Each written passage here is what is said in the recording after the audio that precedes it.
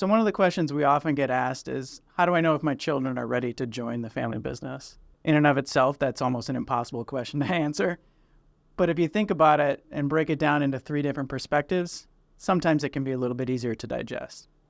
Those three perspectives that we think about are, how do I know if my child's ready to join the family business from a parent's perspective? How do I know if they're ready from the company's perspective? And how do I know if they're ready from their own perspective? The truth is, as a parent, you probably never really know if your child's ready to join the family business. It's a difficult question, a complex question, and one that even the most experienced parents have a tough time dealing with. But if you move from a parent's perspective to a child's perspective, you can start to think about how you can make sure they're making the right decisions for themselves.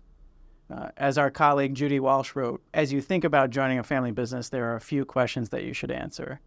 One is, why do I want to join? Two is, what roles are available to me? Now, the third perspective we talk about is the company or the stakeholder perspective. How can you be sure that your child is ready to join from their perspective?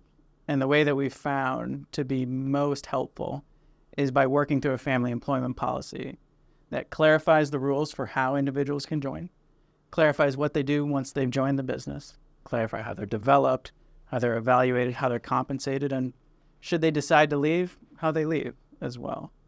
Putting a family employment policy in place is helpful not only for the family, but also for your child and also for the stakeholders as well, because it legitimizes them in the world of everyone else but your family. They've met the boundaries, they've met the guardrails, they've met the expectations. They're there because they deserve it. Helping your child think through those questions rather than just join because that's what everyone else does here is the greatest gift that you can give your children.